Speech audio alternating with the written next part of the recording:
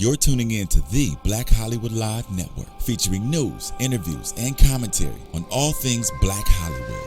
Hollywood redefined.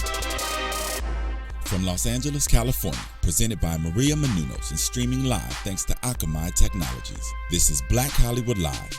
Next, featuring intimate and in-depth interviews with Black Hollywood's next edition of stars and influencers. Black Hollywood Live. Hollywood redefined. You're listening to Black Hollywood Live. And now, the host for Black Hollywood Live, next.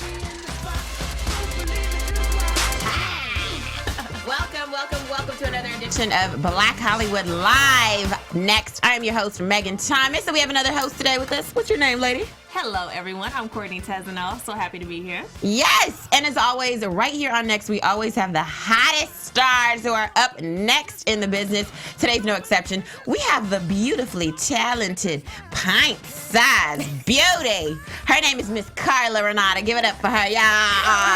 Wow. You're so cute. You are. I'll put together. Kettle. How tall are you, by the way? I say I'm 5'2", but I know I'm shorter than that. Oh, no! Girl, you know if you below 4'11", you can get some benefits from the government. Megan! I'm saying. I don't think I'm below 4'11". Megan. I'm saying, I don't know if you are, but I'm saying if you are, girl, you better claim it. Yes. Get your benefits for free. So let's talk about what's going on in the world today. It's the last Friday of February, which is Black History Month. And The of course, shortest month of the year. right. Why does it have to be the why? shortest month? You know what I mean? But it is, unfortunately. So let's talk about somebody that we never really heard of, because we typically hear about the same people for Black History Month. Your Frederick Douglasses, Harriet Tubman. Who else? Malcolm X. Malcolm X, like the same people. So we decided to pick somebody you never really heard of, but she deserves just as much credit as everyone else during Black History Month.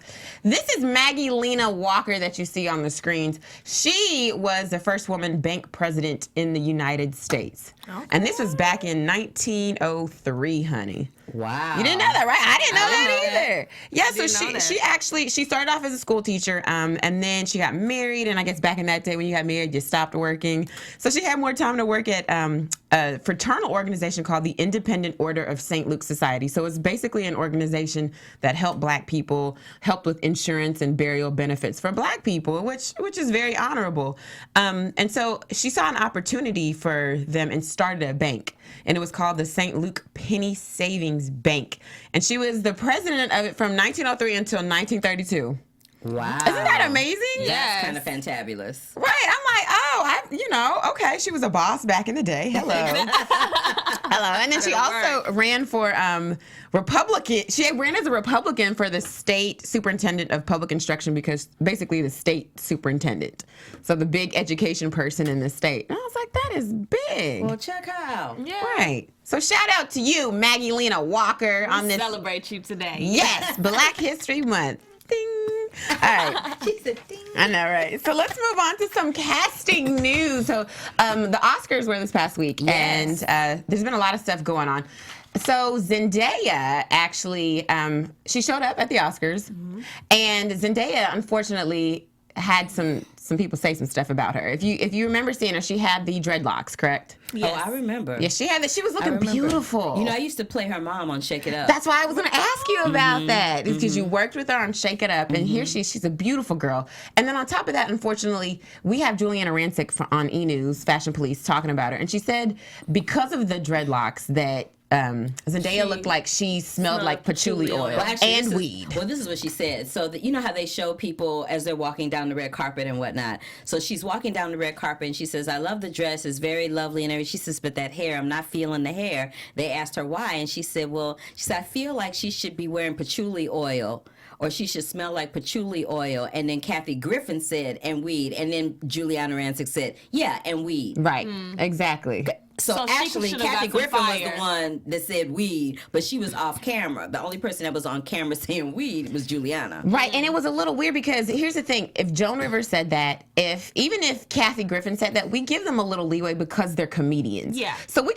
sometimes we make it okay for people to make fun of other people if they're a comedian. Giuliana doesn't get that leeway at all. No, she's a host. straight up She's not a comedian. She's not a comedian, and she's not known for making those types of comments. Right. Stay in your lane, boo. Stay in your lane. Right. So there's some people calling for her to get fired. She came out and apologized. I don't think that's necessary. No. She did it. She learned from it. Let's move on. Right. She did public. She did a public apology. She publicly apologized twice. That's enough. That she did. I thought that was enough too, because there were a lot of people saying that she came across as that was how she felt. But if she came out and apologized, let's just I'm just gonna quote Ava DuVernay on this one. We bless the ignorant and wish them well. Right. Say that, Carla. Yes, and of course Zendaya also. She wrote this beautiful long. I guess she put it on Instagram and Twitter and said how she felt and how it made her feel. And I just was astounded because this girl's only 18. Yes. She's very well written. And she's very eloquent. She is. She is. You did a good job raising her. I'm Shake It Up. Girl. Now Tammy Townsend has that job on Casey Undercover, so it's all good. Right. So, of course, she accepts the apology, and Zendaya did say, I hope other people who were offended also accept her apology. That's big. That's huge. Yeah, I mean, at the end of the day, everybody's human, and I think we're just a little too sensitive nowadays. Like, anytime anyone says anything out of character, we pounce on them and ask for their resignation. It's really not that deep. Giuliana Rancic, and this is the thing that somebody else brought up a good point. I think it was Alfonso Ribeiro when they interviewed him. She only said what she probably says in the comfort of her own home and around her friends. There just happened to be a camera rolling this time. That's the only difference. Right. And someone had to show her it was wrong. And I think Zendaya putting out that was completely out of line, that helped her. And she said it eloquently and with class and, and didn't respond in a way that some people would expect us to respond. Right. Do you understand what I'm saying? So, moving on. She showed you with those dreadlocks, honey. She did, yes. She they did. were beautiful, too. They were. From Cosby Show. Yeah. What's her name? I'm trying to think of Denise. Was it? Yeah, Denise on the show. It was inspired from Lisa Bonet. Yeah. I'm trying to give me some locks. Her daddy has dreadlocks. Right. Everybody in her, there's a lot of people in Zendaya's family that have dreadlocks. And when I played her mom on Shake It Up, I had dreadlocks. I'm like, do I smell like patchouli oil and weed? I don't think so. Let me smell you. Right. No, you good, Carla. I smell like frankincense and myrrh. Gifts to Jesus. So you better smell like frankincense and myrrh. All right, let's move on to some music news. We got some new music out from the one and only Kanye West. Woo-hoo. But you know what? Okay, so he's got some new music that's been coming out, but this song I actually kind of like. It's kind of hot. It's a headbanger, I would say. But he released it at the 2015 Brit Awards. He performed it there. And, of course, his wife, Kim Kardashian West, introduced him. And she told everybody they better get up. I was like, well, you better have your man's back. Make everyone get up for his performance. But this is a little clip of him performing the song All Day. All day. All day. I could do this all day, boy. About to turn a big time. Sending a day in the streets, boy. It never really been a trial. So many rhymes on a made. So yeah, as you can see, there's Lionel Richie in there. Taylor Swift was getting it. I mean, she was living. She was. Did you see her swinging? Yes, this was her jam. I'm like, okay, they're friends now. Great. Everything is Taylor's jam. She always in there dancing. She is. She's a teenager. She should live her life. Have fun. Yeah, she's feeling it. But yeah, that's a new song, All Day by Kanye West. I think it's gonna be a big hit.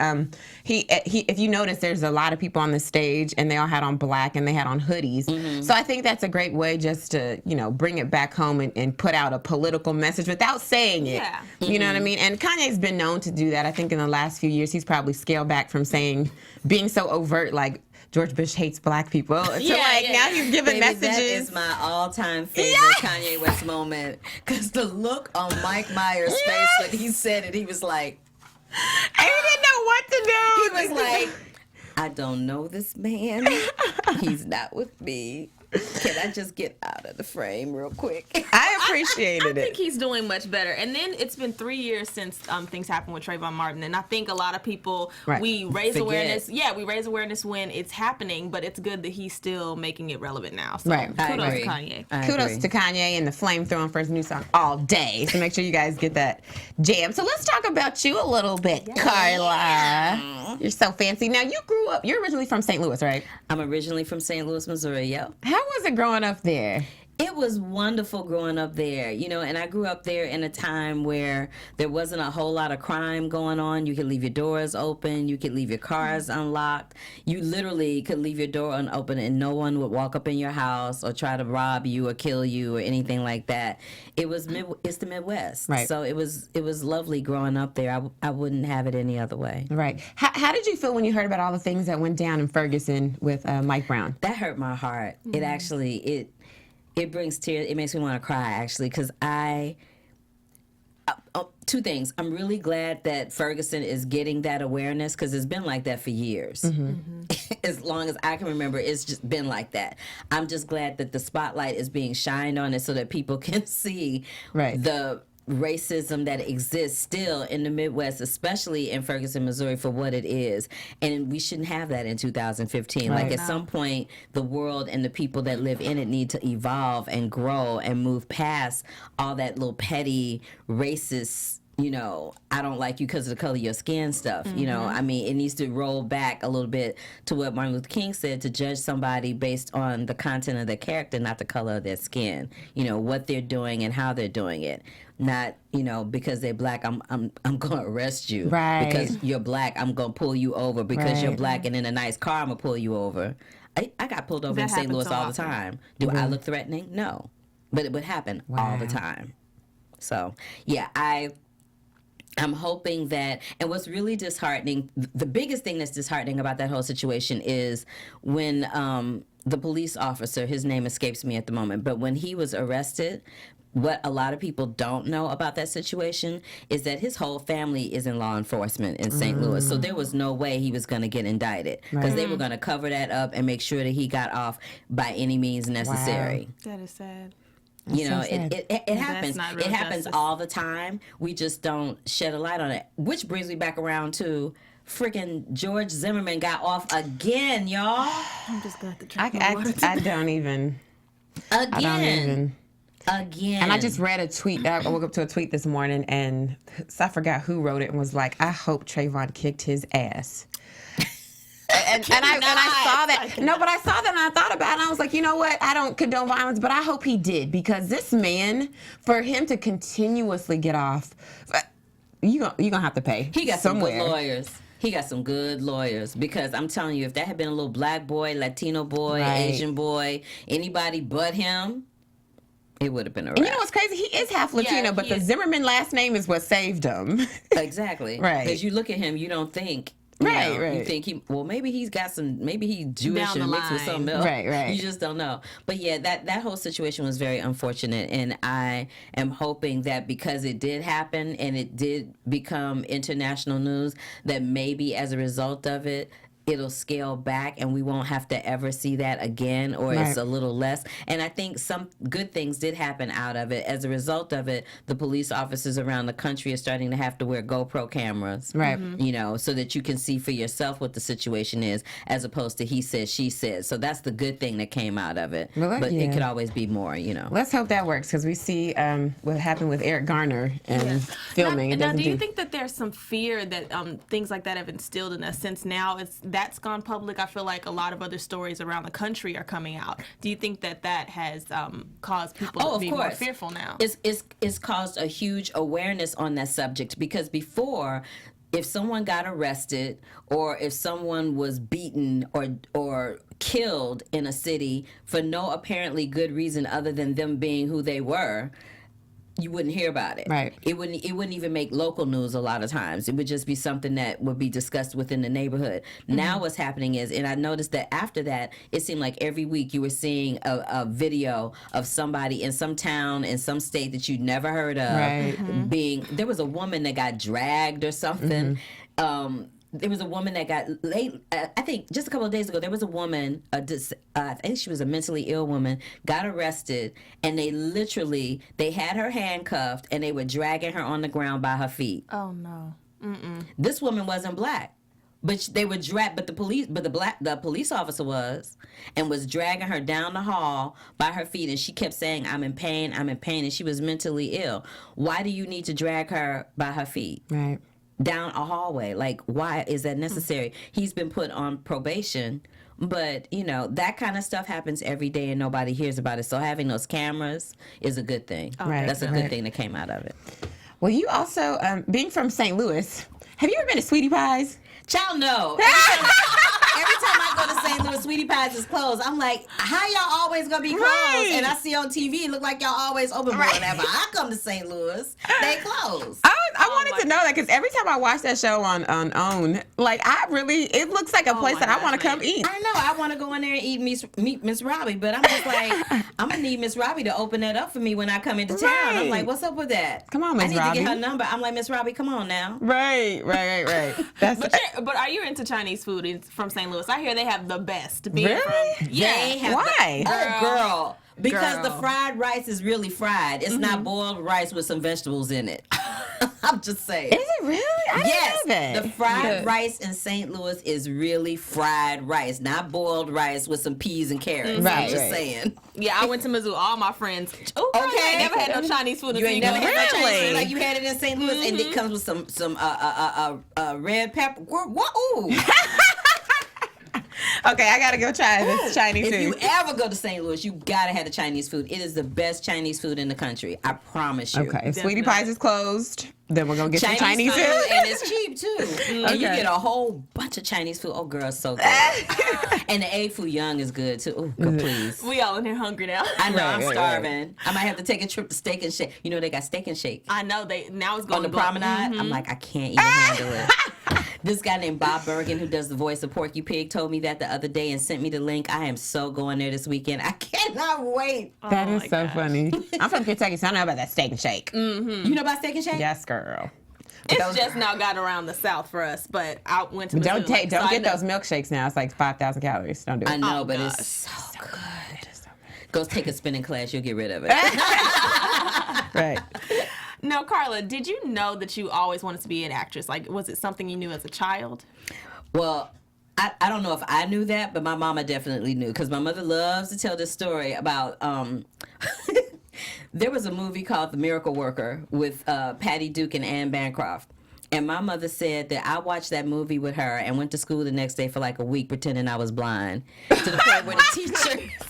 the point where the teacher had to call my mother and say, "Could you please tell your child to act like she can see, please." How old were you? I don't even know how old I was, but my mother loves telling that story. And I was like, okay, well, clearly I had issues. Drama queen. I thought you were. That is hilarious. I've seen that movie too. That's a And good my mother movie. said I was walking around like this. Oh my like God. this. And the teacher would be like, "Carla," and I'd be like, "Yes." Oh my goodness, that's hilarious. And so your mom was a nurse, right? And my mother is a registered nurse, yeah. And your dad was a Marine. Yes. How did they feel about you becoming an actress? Were they supportive, or were they like, "No, you need another job"? I think they were supportive to a point. Like they're supportive when I'm working, and then when I have big, huge stretches of time where I'm not working, they're like, maybe you might want to consider doing something else for a living because this don't look like it's kind of working out. And I'm like, just be patient. It's all right. It's all right. Right. But they're very proud of me. Like my mother said to me one day that she would have never imagined that I would be doing the things that I'm doing when she was. Growing up, because when my mother was growing up, it was during the time of segregation, Right. You know, depression during that time where you turned on television, you didn't see us on Right. TV, you didn't hear us on the radio, you didn't see us anywhere except on the street if you saw us then. Right. So for my mother to turn on the TV set and see me. It's just the other day what were we doing? We were watching Jimmy Kimmel, I think. And I have a commercial running right now for E-Trade with Kevin Spacey. And it came on while we were watching Jimmy Kimmel. And my mother jumped up off the sofa. She was so excited because she could not get past the fact that I'm sitting in my bedroom with her. We're watching Jimmy Kimmel, but I'm on the TV set at the same time. Right. Like she was so excited. She jumped up and she started dancing around. It's cool. That's cute. It's cool. Oh, parents are our biggest fans. Right, That's right. That's so beautiful. That is absolutely Yeah. She's cool. So, what made you pick Howard University? Well, because I was a military brat, I went to schools that were predominantly our vanilla-hued people. So Vanilla Hue. PWIs. Yes. So I was like, I didn't know what it was like to be around black students. I didn't know what I didn't know what that was like, and I really wanted to have that experience. So I applied to Spelman and Howard took me, so I went there. All right now. Well, Howard is a great school, and you did broadcast production. Why did you choose that as your major? Because my mama said, because I was like, I want to be an actress. I want to sing on Broadway. And my mother was like, you need to pick something in case your voice stops working or you break a leg or something else that you know how to do. And thank goodness she did, because who knew that in the 21st century as an actress I would have to use all those skills that I learned at Howard University. Man. Every last single, as a voiceover artist especially, because nowadays you have to have a home studio and you have to edit your own stuff. If I hadn't learned how to do that at Howard, I'd be booty out. Right. So while you were at Howard, did you win a Miss America pageant? No, I ran for Miss America at the state level. Okay. So I ran for Miss Maryland and I ran for Miss DC, and I was second runner up and the preliminary talent winner. Nice. What was your talent? Did you sing? Mm-hmm. What'd you sing? I sang "Come In From the Rain" by Melissa Manchester. Okay. Wow. Let me hear it. Go. Oh God, really? I want to hear this. Wait, I had just some water. You will do backup for you. Girl, let me stop lying. Okay, wait. All right. Let me find the right key. Well, hello there, good old friend of mine. You've been reaching for yourself for such a long, long time. There's so much to say, no need to explain. And I can't remember. That's our Yes! Hercules! Good job. That's impromptu. I wish I could do that. Girl, that's what I would tell. They'd be like, no, ma'am, you do not win no runner-up position for this pageant. Yeah, the pageants helped pay my education at Howard. Oh, yes. That's good. Pageants are so beneficial. Yeah, I did it for that reason, because my mom, at that point in my life, my mother and father had split up, and so my mother was trying to get my brother and I educated on her own, and I thought, what could I do by myself to kind of help with that? And when I saw that Miss America offered scholarships to, continue your higher education, I went for it. Oh, yes. That's good. Now, a lot of people, there's a lot of pageant naysayers who think that, we're all about world peace and whatnot. I'm a fellow pageant girl. So, Okay. Yeah. So can you just tell them how pageants have really impacted your life, how they made you who you are? I have to say that the pageants were very impactful because they taught me how to conduct myself in an interview like this today. It taught me how to have eye contact when I'm talking. Right. It taught me to be a little more to bring myself into the situation as opposed to being someone I thought they wanted me to be. Mm-hmm. Right. And to just, carry myself with class and confidence and it gave me scholarship money to finish school. Like, I was able to pay my tuition and all my books at Howard. I would not have graduated from Howard University had it not been for the Miss America program. Okay. For real. Yes. That's the real tip. Yes. So all of y'all that want to go to college and your parents don't have no money, right. but you got some talent, because don't have somebody tell you got talent and you sound like I don't know, like somebody on Showtime at the Apollo. Don't do that. They got to do other than singing. They got to singing, dance and don't go up there dancing, doing a booty shake either. But if you have some talent, and figure out what that is, then run for a Miss America pageant. They give thousands and thousands and thousands of dollars away to really talented, gifted, intelligent young women to help further their education, and it works. Right. It is still around, so it works. Right. Definitely. I love them. I know. So you went to New York after college. What made you make that move? Well, I wanted to be on Broadway. So, I could take the train and stuff back and forth from D.C. to New York, but, if you want to be on Broadway, you really have to be in New York City. It moves too fast for you not to. Right. So that's why I moved to New York. It was rough, too. It was about 7 years before I even got a Broadway show. Really? Yeah, and I was ready to quit. Like, I literally was packing my suitcase and getting ready to go back to D.C. to go to graduate school at Howard when someone called and said, oh, you know, they're auditioning for the Who's Tommy. I'm like, oh, I saw that movie. Tina Turner's in that movie. I said, are they going to have the Acid Queen in there? I could do the Acid Queen. So I auditioned for the Acid Queen, and I ended up being the Acid Queen's understudy. Look at you. Okay. You know, right before someone quits, that's right when your blessing Oh, comes. please. That has been the mantra of my life. Every time I'm like, well, maybe I should do something else. Maybe I should. And every time I say that, something happens. This time last year, I was like, oh, maybe I shouldn't do this anymore. And then I booked 7 jobs in 1 week. Oh my God. Maybe I shouldn't do this anymore. Let me go ahead and do that. Let's all start Serious. I literally was like, well, you know, maybe I'm not supposed to be an actor. Maybe I should be doing something else. And I literally was shifting my focus to do something else when I booked 7 jobs in 1 week. No exaggeration. That is a blessing. Yes, yes. So you've done Broadway. You've done How to Succeed in Business Without Really Trying with Matthew Broderick. Yeah. Avenue Q. Who else? Smokey Joe's Cafe. And you also got an NAACP Theater Award nomination. I did for The Lion King. Yes. What was that like when you heard that you got that nomination? I thought somebody was playing. I thought they were joking. Because one of my friends called and said, girl, congratulations on your NAACP nomination. I'm like, what? Wow, you didn't even know. No, I didn't know. I don't even know what I was doing, but I remember my friend calling me up telling me that I got a nomination. I was like, that's crazy. I ain't get no nomination. I got off the phone, and then my phone started ringing off the hook with people going, congratulations, congratulations. I was like, Oh my God. as a matter of fact, I shared a dressing room with the girl that played Rafiki and the girl that played Nala. All 3 of us got nominated. Oh, that's good. I'm like loving this. The Lion King is my favorite movie, and to have it on. Woo! Okay.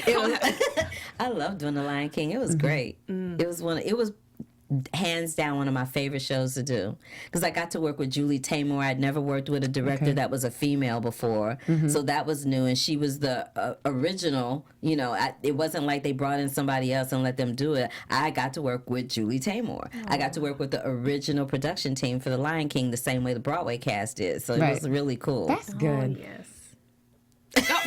I'm still reminiscing. No, like, No, but when did you decide to move to LA for acting? I think it was 1998 or 99, somewhere around in there. I actually didn't move. This is what happened. I came out here. I was working with this girl in How to Succeed on Broadway, and every year she would come out here from New York, and she would book like 2 or 3 pilots and come back and be chilling for the rest of the year. I'm like, I need to do that. I need to go do that. So I made arrangements to come out here for pilot season, and I literally was just coming for pilot season, and then through a variety of unfortunate events, I didn't book anything. I ended up not having representation. And I'm like, well, I can't go back to New York. I haven't done anything yet. So I stayed here, and literally it wasn't happening. I'm like, oh, let me go on back to New York with my little tail between my legs. And then I booked The Lion King. And after that, it was off and crack-a-lackin'. Oh, yes. Now, speaking of Black History Month, Yes. you made some history of your own, being the only African American to ever appear on 4 networks simultaneously. Yep. Yes, go girl. So Right. tell them which shows. It was Shake It Up on the Disney Channel, Heart of Dixie on the CW, How to Live with Your Parents for the Rest of Your Life on ABC, and Mr. Box Office, which was on Centric BET. So wait a minute. Did they all air like in the same week or something? Or how did that happen? Well, what happened was I started out with Shake It Up is what happened. And then while I was recurring on Shake It Up, I booked Heart of Dixie. Okay. And then while I was juggling both of those, I booked How to Live with Your Parents for the Rest of Your Life. And then I booked Mr. Box Office. So I knew definitively what Shake It Up's schedule was because I'd been on there for a couple of seasons. So I knew what I could and couldn't do. And then Heart of Dixie would only use me for a couple of months out of the year. So I knew definitively I would work at Heart of Dixie like from March to May, and from September, October, November. So any other time, I knew I could do it, and they were really, everybody was really good about working around my schedule. Maybe once in the whole time I was doing it, it didn't work out, but for the most part, it kind of worked itself out. Oh, good. Look at that overflow. Right. Love that. It was great. It was crazy. I was like, ooh, is this what it's like to be a working actress? I like Oh, this. yes. Oh, yeah. Can we Pass have that this over happen all here. the time? Pass that over. Get it. I like this. It was fun. So you do voiceovers as well. I do. And you are actually the voice of Lisa Lynn on Grand Theft Auto 4. Mm-hmm. How did you get that? Like, what was the process? Okay, literally, I was on Broadway in Avenue Q, and the producers for that version of the game had seen the show and offered me the gig. Really? Wow. Yep. They saw Avenue Q and called my agents and said, we want her to do a voice on Grand Theft Auto. Is she available? And do you have to do anything special for this voice, or is it just like your regular They talking literally voice? just wanted me the way I talk. You go. That is a blessing. Which is not the way I talked in Avenue Q, which is really kind of funny. So they must have like seen something with me Seen some talking on the potential. internet. Yeah. Right. So they literally just wanted me to talk like me and brought me in. And I just have to say, video game voiceover work is really difficult. Is it? What do you have to tell do? us You're what doing it's a like. lot of screaming and yelling for about 8 hours. So you really have to take care of your voice. You have to make sure that you eat the right stuff, before going in there, that you're very well hydrated, that you're hydrated while you're doing it, because you can damage your vocal cords doing that. What kind of things do they have you do? They have a script, and then you just have to say They have stuff? a script, and they have all the lines of my character, and they'll tell me what order that they want me to do them in, and how many, they'll give me a line I'll just say, so we want you to say you're on Black Hollywood Live. And then they'll say, so say it gruff, say it with a laugh, say it with a smile, say it crying. And they'll give you all these different ways that they want you to say it. And then they'll say, okay, we want you to yell like you're being hurt with a hammer. And you have to scream. And there's different variations to the scream. It's a lot of work. And they do, and it moves really fast, and they spend a lot of money. So they do not have the time for you to go, okay, wait a minute. Okay. Oh, no, wait. Okay, wait. They don't have time for that. You got to hit it and quit it. Ooh. They really don't have time. So what's your diet that you stay on to keep your voice together? Oh, child, I ain't on no diet. No. Do these boobs look like I'm on a diet? Anywho, what I do is I make sure that I drink a lot of water every day. I make sure that I have at least eight glasses or a gallon of water a day. That's good. I make sure that I keep my meals, what I eat for my meals, I try to keep it to proteins and salads and vegetables and fruit. I try not to eat a whole lot of sugar, which don't always happen. Oh, yeah.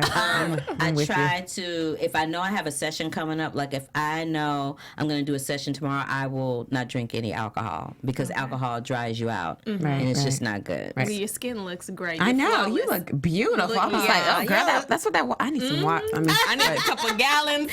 Yeah, Let me start my water drinking. Thank you. So you play Susie on CW's Heart of Dixie. I do. And it's the last season for the show.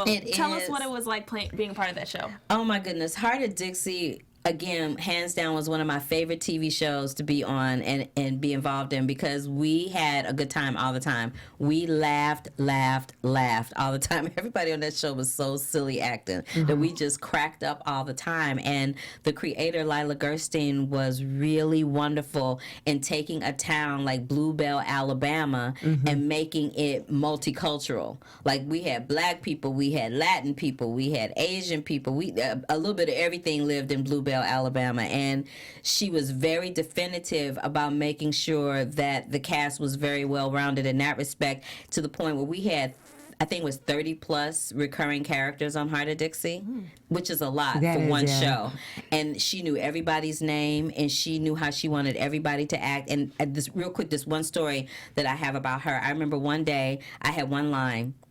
An episode where I had one line, and I was salty about it. I'm not even gonna lie. I was salty, and talked myself out of being salty in my car ride on my way to the studio. And when I got on set that day, Lila walked up to me and introduced herself. This was early on during the first season. I think it was the last episode of the first season. She walked up to me and introduced herself, and she said, "I just want to thank you for being here. We know how talented you are, and I'm sorry I don't have a lot for you to do today, but I really appreciate you being here and doing this episode for us." And I looked at her and I said, "Well, Miss Lila Gerstein, I will come up in here and have no lines as long as you want me to be here. I appreciate you saying that to me." I've never worked with an executive producer that thanked you for being there. Wow, that's nice. That's I'm just saying, she thanked me for being there. I had one line. She had nothing to gain from saying that to me. Right. Nothing. but she saw my resume. She know what kind of credits I have, and that I'm a smart cookie, and that, you know, I could easily have been doing something else if I chose to do that. But I wanted to be at heart at Dixie because I loved working there, and she thanked me for that, and I really appreciated that. Ooh, you better take that saltiness away. Like, I did, girl. I was in that car. I promise you, I was in that car going, oh my God, just mad. Right. Just mad. Because the episode before, I had mad screen time. And then this time, I literally had one line. And I know with one line, they could, if it's not integral to the storyline, they can go like this. Right. So I was like, just salty. Well, at least it worked out in your favor, honey. It did. I was really glad. So you've been singing, and you also did some backup singing for Tracy Chapman, Michael Bolton, the late Phoebe Snow. I did. What's your favorite type of music? Country. Really? Why do both of y'all remember that? Really? I'm from Kentucky, you know. That was hilarious. Both of y'all were like, what? I know, right? Why country? I'm from Missouri, Ozark Mountains, honey. I grew up on country music. I grew up on country music, and I just love it. It tells a story. Right. And truth be told, you know, the blues and gospel music is the basis for all types of genres of music. So, you know, country's not that far removed from R&B. Right. It really isn't. I love me some country music. Winona Judd is my favorite. Is she? Oh my God, please.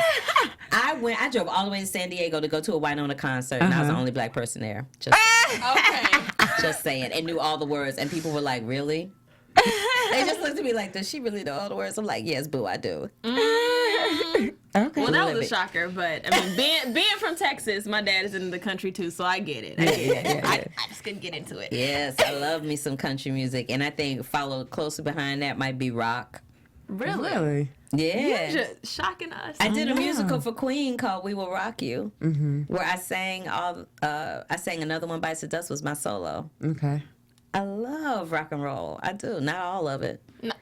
Let's be clear. Not Can't all take all of it. Like the heavy metal, not so much. Right. But I like the old school rock and rollers. You know, Aerosmith, Queen, ABBA. Like the old school rock and rollers. I really like them. Some of the new ones I like. You know, and I really like Rascal Flatts country wise, the new group. And I like Carrie Underwood. Okay. You know. And Miranda Lambert. I love Miranda Lambert because Miranda Lambert is straight up old school country. She is. She's straight up old school country. Baby, she would wear a dress with the V-neck down to her navel, just titties everywhere. And I'm just like, Miranda girl, rein them girls in. And she talks with that twang. And but I love her because she is straight up country. She does not apologize for who she is, ever. Right. And her music is the bomb. Right. All right. Well, you're also a co-host on UBN Radio. Tell us how you got into that. I literally was brought in as a guest, and then I kept being asked back as a guest co-host, and then eventually Tony Sweet, whose show I'm on Air with Tony Sweet, he asked me to would you mind being my permanent co-host? And I was like, oh, okay. Okay. So now I do their movie reviews for them. I just did the Oscars. And I read your stuff on the blog. I know you I did. she read my blog. I was like, really? Yes. Everybody was reading it. And I was telling Jarrell, right? I was telling Jarrell that I shot my stuff on my Samsung 5S phone. Did you? Girl, what? Look. I saw the selfie. Look, when you are a diva on a budget, you got to make it work. Right. I had an LED light on a tripod, and I had my cell phone on a tripod, and I had a iRig microphone plugged in. It was like, See? Look at you, one man band. And it's amazing. oh my God. The quality is amazing. So then, you know, you're a busy lady. You got a lot of stuff going on. Are you in a relationship? No. What do you look for in a significant other? I look for somebody, first and foremost, they have to have a sense of humor. Oh, They yes. have to have a sense of humor. They have to be a little on the geek side because I'm like a secret techno geek. Like, I love, love, love technology. And they have to be kind of social.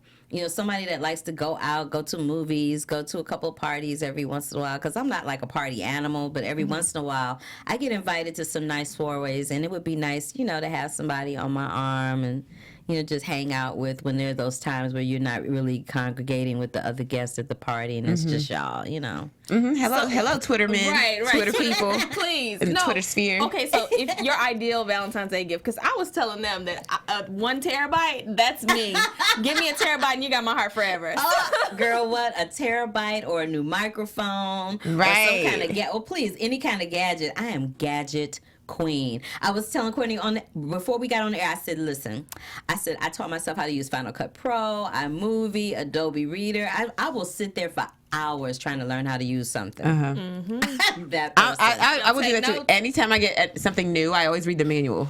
It'll take me like 6 hours. Yeah, I'm so that person. I will sit for hours and try to figure out how to use something because I love things that are innovative and new that you can learn how to do something, really creative and cool with it. I love that. But let's talk about one of the most challenging obstacles you faced in your career. What has that been? Ooh, that's a good question. I would say the most challenging obstacle is trying to make sure that my brand is understood, that I'm understood as in terms of what it is I'm trying to sell as an actress. Right. Because, a lot of people assume that because you're black, you're either Monique or you Halle Berry. There's no in between. Oh my God. Do you know what I'm saying? Right. So I'm smack dab in the middle. And for that reason alone, it's really hard. So that would be the biggest challenge, to let people know, I'm not Halle Berry. I'm not drop dead gorgeous, and that's cool. I'm cute. I'm good with that.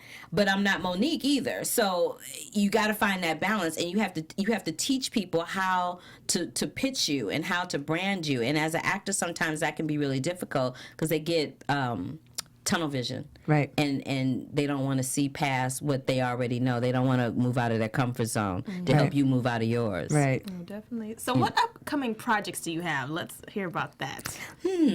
Well, I just finished judging the Spotlight Awards, which is associated with the Music Center here in Los Angeles, down there where the Dorothy Chandler Pavilion and the Mark Taper Forum is downtown.